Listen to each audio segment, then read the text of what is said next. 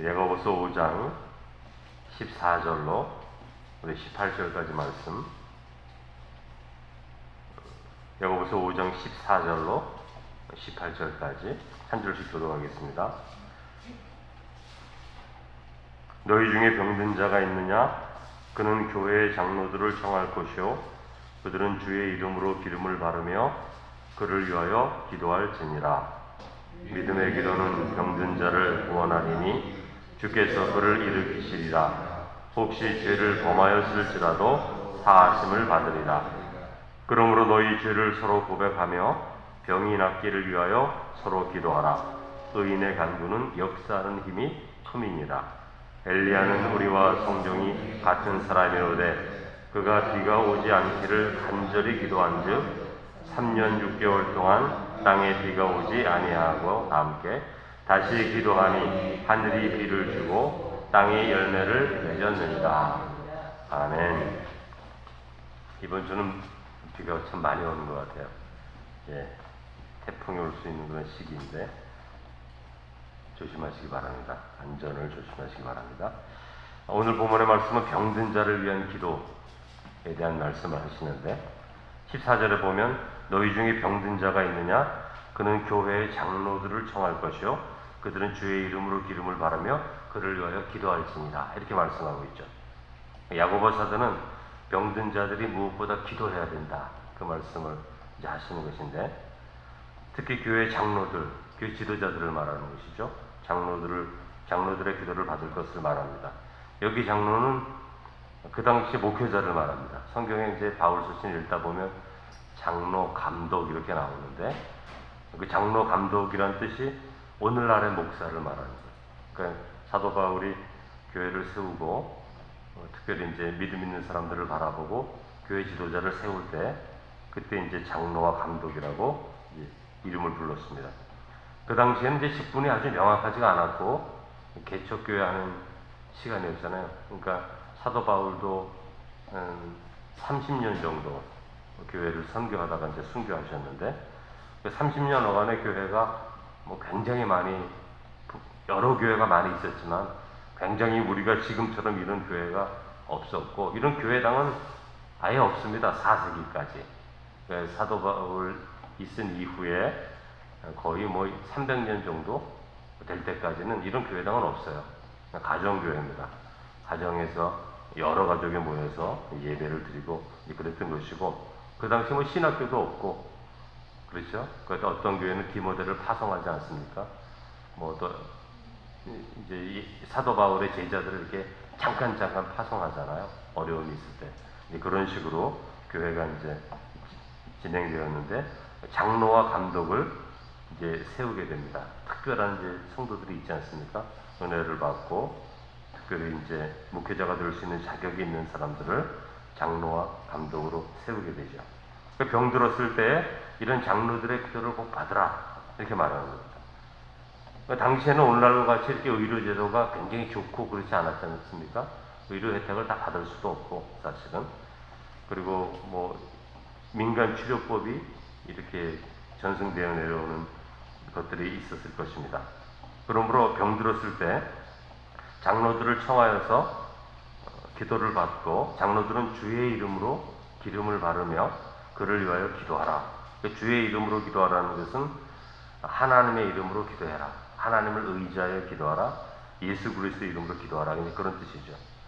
주님의 사랑과 능력을 힘입어 기도하라. 말하는 것입니다. 기름을 바르라는 것은 상징적인 의미로 여러 가지 해석이 많이 있는데 상징적인 의미가 있죠. 기름을 붓는다는 것은 성령의 임재를 의지하는 거기 때문에 우리 크리스찬들이 성령의 임재를 기대하면서 기름을 바르고 기도했다. 이렇게 보는 견해가 많습니다. 질병에 걸렸을 때 기도한다는 것은 하나님의 치유하심을 믿기 때문이죠. 그렇다고 해서 기도했다고 어떤 것은 급히 날 수도 있고 어떤 것은 그렇지 않기도 하지만 그런 것과 관계없이 일단은 하나님께 기도하라. 왜냐하면 하나님의 치유하심을 믿기 때문에 그런 거죠. 그러니까 우리 기독교는 치유의 종교 아닙니까? 예수님의 복음서를 보면 예수님이 얼마나 많은 사람들을 치유해요. 오늘날 우리에게 이런 치유의 능력이 다 나타나지 않는다고 해서 이것은 예수님 시대에 끝났구나, 이제 기도하지 않아도 된다, 그래서는 안 되고, 우리 신앙의 근거가 되시는 예수 그리스도께서 행하신 이 치유의 놀라운 역사들을 바라보면서 우리가 기도할 수 있어야 돼요. 또 오늘날에는 하나님이 주신 지혜로 의술이 많이 발달했지 않습니까? 그러니까 이제 병원에서도 많이 치유하게 되죠. 송의관 목사님이라고 지난번에 에티오피아에서 오신 그 선교사님이 그러시더라고요. 에티오피아에서 사역할 때 병원 사역을 하기 전에는 병든 자가 많으니까 선교지에는, 그러니까 선교지에는 병든 자가 많으니까 기도를 하게 되는 거예요. 선교사를 하게 되면. 그럼 치유가 많이 일어나는 거죠. 그런데 이제 병원이 들어서니까 에티오피아에 이제 조금 아프면 병원으로 가죠. 이렇게 자꾸 되다 보니까 선교사님 개인적인 입장에서는 예전에는 선교 현장에 병원이 없을 때는 기도하면서 능력이 많이 나타났는데 병원이 생기니까 병원으로 가시오, 자꾸 이렇게 말하다 보니까 기도의 능력이 조금 약해지는 것을 느낀다, 그런 말을 한 것을 제가 의미 있게 들었습니다. 그러니까 우리의 신앙 가운데 하나님이 우리를 치유하시는 분이심을 우리가 잊지 말아야 되는 거죠. 우리가 왜 하나님이 치유하신다는 것을 믿을 수밖에 없습니까? 성경을 읽다 보면 하나님이 어떤 분이신가 우리가 알게 됐는데, 하나님은 온전케 하시는 분이시다. 하나님은 구원하시는 분이다 우리가 말하잖아요. 그러니까 구원이라는 게 뭡니까? 온전하지 못한 것에서 온전케 만드는 게 구원인 거거든요. 죄 가운데 있는 것이 온전한 것이 아니에요. 왜냐하면 사람을 결국에는 사망에 이르게 하니까. 그러니까 우리를 죄로부터 구원하여서 우리를 온전한 자로 회복시키기 위해서 십자가를 지신 거거든요. 그러니까 온전케 하시는 것, 그게 하나님의 목적이신데 그게 구원인 것입니다. 그러니까 이스라엘 백성들이 바로의 압제 아래에서 노예로 살아가지 않습니까? 하나님 보시기에 온전한 것이 아니거든요. 그러니까 모세를 통해서 그들을 구원하는 거예요. 온전한 자로 구원하는 거죠. 노예가 아니라 자유인으로 살아가도록 구원하시는 거죠. 우리 육신에 병들었을 때도 마찬가지예요. 예수님 시대에 예수님께 나오는 자는 다 고침을 받았거든요. 예수님이 긍휼히 여기셨더라, 그렇게 말씀하셨거든요. 그러니까 하나님이 창조하신 인간이 병들어 있는 것, 때로는 귀신 들려 있는 것, 심한 질병 가운데 평생 고통하는 것, 40년간 앉아서 일어나지도 못하는 것, 평생토록 눈을 뜨지도 못한 사람들, 하나님이 창조하신 이 아름다운 세상을 바라보지도 못하는 것, 이런 것들이 예수님 보시기에 긍휼히 여기는 거거든요. 이게 온전한 것이 아니거든요. 하나님이 우리에게 주시는 것은 그런 것이 아니거든요. 그러니까 온전한 것을 바라보시면서 예수님께서 치료해 주시는 것을 우리가 보게 되는 겁니다. 그러니까 우리가 치료에 대한 희망, 우리를 낫게 해주실 것이라는 희망은 하나님은 온전케 하시는 분이시라는 그 믿음 가운데서 자연스럽게 나타나는 거죠. 그래서 신약 성경에 보면 예수님께서 그 수많은 질병 걸린 자들을 고쳐주시는 것을 바라보면서 우리 하나님은 온전케 하시는 분이시다. 우리를 치유하시고 회복하셔서 하나님이 우리에게 주신 풍성한 삶을 누리게 하시는 분이라는 것을 더 굳건하게 믿을 때에 우리의 마음으로부터 치유에 대한 간절한 소망이 하나님께 있음을 더 굳건하게 믿게 되는 것이죠. 병들었을 때 기도한다는 것은 또 하나님께 우리의 연약함을 맡겨드리는 것인데, 여러분 이사야서 53장 5절, 우리가 특별히 사순절날 읽는 말씀인데요. 그가 찔림은 우리의 허물 때문이요, 그가 상함은 우리의 죄악 때문이라. 그가 징계를 받음으로 우리가 평화를 누리고 그가 채찍에 맞음으로 우리는 나음을 얻었도다.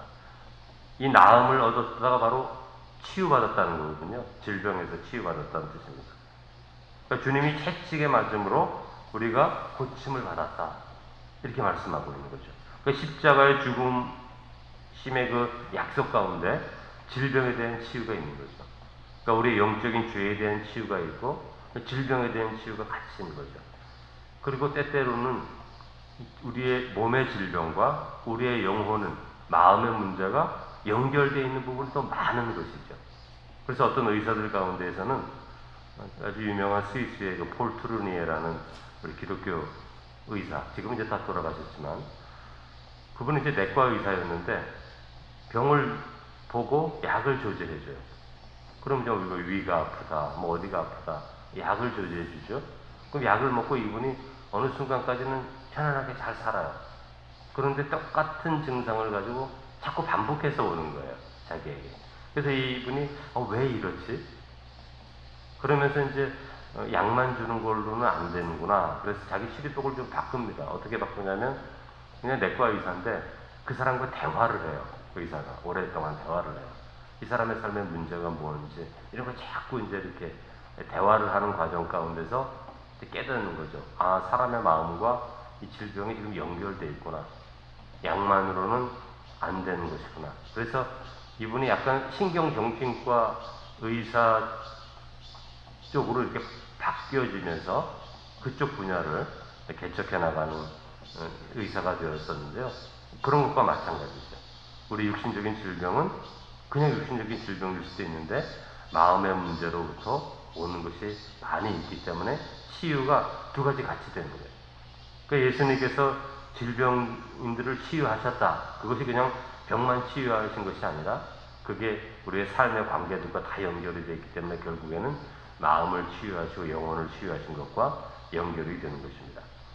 15절에서 16절을 보면 기도의 능력이 크다 이렇게 말씀해 주시는데 15절 보면 믿음의 기도는 병든 자를 구원하리니 주께서 일으키시리라. 혹시 죄를 범하였을지라도 사하심을 받으리라. 이렇게 말씀하고 있는 것입니다. 그러니까 믿음의 기도가 어떤 기도일까요? 하나님이 우리를 온전케 하시는 분이라는 것을 분명히 알고 이게 굉장히 중요한 거거든요. 하나님이 우리의 삶을 어떻게 인도하시는가. 내가 지금 힘들고 어려운데 어떤 분들은 내가 이런 죄를 졌기 때문에 이렇고 내 부모가 예수를 믿지 않았기 때문에 그리고 예전에 무당을 섬기는 집이었기 때문에 이렇게 여러 가지 핑계를 많이 댈 수가 있거든요, 사람들은. 그러나 그런 것이 아니라 하나님은 우리를 온전케 하시는 분이다. 나의 삶의 과거가 어떠하든 내가 어떤 실수를 하고 어떤 죄를 지었든지 그 관계가 없어요. 지금 이 순간 내가 하나님을 고백할 때 하나님은 우리를 온전케 하시는 분이다. 그것을 믿고 의지할 때 그 믿음의 능력이, 기도의 능력이 나타나기 시작하는 거죠. 그뿐만이 아니고 말씀드린 것처럼 십자가를 통해서 우리를 치유하시겠다는 약속을 해주셨기 때문에 이 믿음을 가지고 우리의 삶의 주권자가 하나님이심을 믿고 기도할 때 능력이 나타나는 거죠. 요즘 우리 성도들도 병원이 너무나 잘 돼 있어서 한국은 기도할 틈도 없어요, 사실은.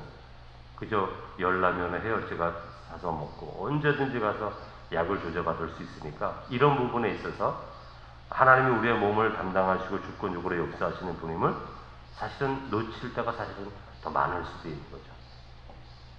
16절 기도하되 장로들의 기도와 더불어서 또 다른 기도를 말씀해 주시는데 너희 죄를 서로 고백하며 병이 낫기를 기도하라.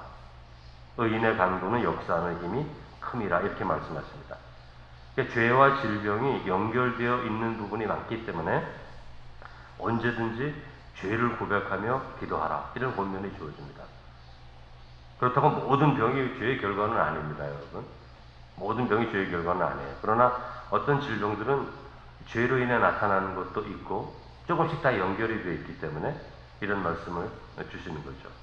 그 죄를 회개하여서 마음의 평강을 얻을 때 그 치료도 급속하게 빨라지는 거거든요. 종종 이런 말을 들을 때가 있어요. 교회에 평생 처음 오신 분이 교회 들어서자마자 막 눈물을 흘리고 마음의 평강을 얻는 그런 분들이 계십니다. 이상할 정도로. 그 교회에 처음 나와서 교회당에 앉아있는 그 자체가 하나님의 은혜를 경험하는 사람들이 있어요. 놀라울 정도로. 그러니까 마음에 눌려있는 것들이 교회당에 온 것 자체만으로, 십자가를 바라보는 것 자체만으로. 어떤 분은 성가대에 찬양이 들려지는 그 순간에 눈물이 났다. 왠지 모르게 자기의 마음을 감싸주시는 하나님의 은혜를 깊이 경험하는 것을 누리게 되거든요. 그러니까 교회 오는 자체만으로도 어떤 분들은 마음에 눌려있는 것들로부터 자유함을 느끼게 되는 거죠. 그러니까 마음에 눌려있는 것으로부터 자유함을 얻게 되니까 또 치유받게 되는 거죠. 마음에 눌려있으면 여러분 두통도 생기고 소화도 안 되고 그런 것들이 계속 반복되면 더 좋지 않은 것들이 연결되잖아요. 그러나 하나님의 몸된 교회에 와서 하나님의 은혜를 접하는 그 순간에 그런 마음들이 싹 사라지면 그게 치유가 진실로 되는 경우도 있잖아요. 우리가 어린아이들을 양육할 때 혼을 내야 되는데 어떨 때는 그 아이가 벌써 혼날 줄 알고 기가 죽어서 막 그냥 이렇게 두려워하는데 그 아이를 사랑해주고 안아주고 축복해주고 좋은 말로 해줬을 때 그 아이의 기가 확 살아가지고 아주 그냥 더 건강한 모습으로 되는 걸 보게 되잖아요. 그런 거나 마찬가지죠.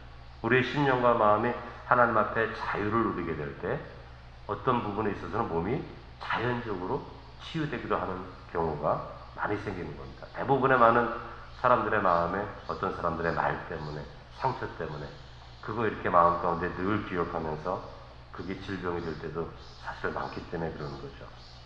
그래서 서로의 죄를 회개할 때 서로 오해한 마음, 상한 마음, 미워하는 마음을 고백할 때 성령께서 우리 가운데 임재하시고 하나님의 은혜를 베푸심으로 말미암아 우리가 더 하나님 앞에 뜨겁게 믿음으로 기도할 수 있는 은혜의 마음이 되는 거죠. 17절, 18절 마지막에 보면 엘리야를 비유하는 것입니다. 엘리야는 우리와 성경이 똑같은 사람인데 이 말이 굉장히 중요하죠. 우리와 똑같은 사람이다, 엘리야는. 엘리야뿐이 아니라 아브라함도 요셉도 다윗도 모세도 우리와 똑같은 사람이다. 그러나 그들이 하나님께 간절히 믿고 간구할 때 엘리야는 3년 6개월 동안 비가 오지 않았고 또 비가 오게 해달라고 기도했을 때 비가 왔었다. 이렇게 말하고 있지 않습니까? 그러니까 엘리야가 특별해서 기도의 능력이 있는 것이 아니라 온전케 하시는 하나님이 전능하신 분이기에 그분 앞에 간절히 믿음으로 기도할 때 하나님이 응답하신다. 그렇게 말씀하고 있는 것이죠. 그러므로 오늘 우리 성도들이 이 기도의 능력을 회복할 수 있기를 원하는 것입니다. 우리 질병 가운데 있는 성도들, 내가 직접 찾지는 못하더라도 이렇게 새벽 시간에 중보할 수도 있고, 근데 그렇게 중보할 때 저 사람과 내가 떨어져 있는데 힘이 나지 않을 때가 있잖아요. 하나님은 온전케 하시는 분이다. 연약한 것을 강하게, 부족한 것을 채워주시는 분이고, 성경에 보면은 늘 부족한 것을 채워주시는 분이 하나님이시잖아요. 야고보서에도 지혜가 부족한 자가 있으면 하나님께 기도하라. 지혜를 하나님이 주실 것이다. 이렇게 말씀하지 않습니까? 우리의 모든 부족한 것, 온전치 않은 것을 온전케 하시는 방향으로 나아가시는 분이 하나님이시다. 왜냐하면 창세기 1장에 다 만드시고 다 좋다 그러셨잖아요. 보기에 좋다, 보기에 좋다, 보기에 좋다 이렇게 말씀하셨는데 사람이 살아가면서 보기 좋지 않게 다 만들어 버렸거든요. 사람도 건강하게 만드셨는데 또 질병도 들고 그렇습니다. 하나님은 하나님이 본래 만드신 모습으로 본래 축복하시는 그 축복이 회복되기를 원하시는데 그것은 치유로 나타나는 것이고 진리의 말씀을 통해서 진리를 순종하는 성도의 모습으로 나타나게 되는 거죠. 이게 하나님의 근본적인 사역의 방향이시니까 우리가 그것을 깊이 묵상하게 될 때 하나님의 치유를 더 간절히 믿고 의지하여 기도할 수 있게 되는 것입니다. 그래서 수많은 영적인 지도자들이 중한 질병 가운데 단숨에 고침을 받고 하나님 앞에 헌신한 이야기들이 많잖아요. 폐병으로 다 죽어야 되는데 해변을 거닐다가 한경재 목사님 같은 경우는 기도하시다가 고침받기도 하고 그래서 오랜 동안 사역하시고 90이 넘으셔서 부르심 받지 않습니까? 그러니까 우리가 믿음으로 기도할 때 하나님의 영적인 놀라운 능력도 경험하게 되고 살아계신 하나님을 더 깊이 만날 수 있게 되는 거죠.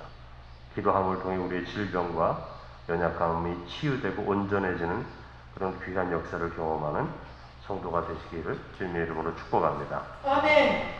거룩하신 아버지 하나님, 저희를 사랑하여 주시고 저희들이 때로 인생을 살아가다가 힘들고 어려운 고통의 순간 육신적인 질병 가운데 있을지라도 그것이 사람의 말로는 그저 시한부 인생이기도 하고 때로는 고칠 수 없는 질병이라 할지라도 우리 하나님 앞에 나아와 장로들에게 기도를 요청하고 성도들에게 기도를 요청하고 간절히 하나님께 간구하며 기도할 때 하나님이 그를 일으키시리라 구원하신다 약속해 주십니다. 하나님 우리의 마음 가운데 신실하신 하나님을 날마다 믿음으로 바라보게 하시고 온전케 하시는 하나님 우리를 온전케 하기 위하여 구원하시는 예수 그리스도 믿음으로 담대히 날마다 믿음으로 고백하며 의지하며 나아감으로 말미암아 우리의 심령과 마음이 두려워하고 걱정하고 염려하는 것들을 다 떨쳐버리고 온전케 하시는 그 하나님의 능력을 의지하고 신실하신 하나님을 믿고 나아가는 그 삶을 통해서 우리의 모든 질병도 우리의 모든 무거운 짐들도 온전히 치유되고 회복되는 놀라운 은혜를 경험할 수 있도록 역사하여 주옵소서. 많은 자들이 고난받고 있습니다. 아버지, 그때마다 기도로 중보할 수 있는 성도가 되게 하시고 또 우리의 기도 가운데 함께 하셔서 치유하시는 놀라운 은혜를 우리의 삶을 통해 날마다 경험하게 하시며, 그러므로 하나님이 살아계신 분임을 우리의 삶을 통해서 날마다 찬양할 수 있도록 은혜를 더해 주옵소서. 감사드리며 예수님의 이름으로 기도드립니다. 아멘.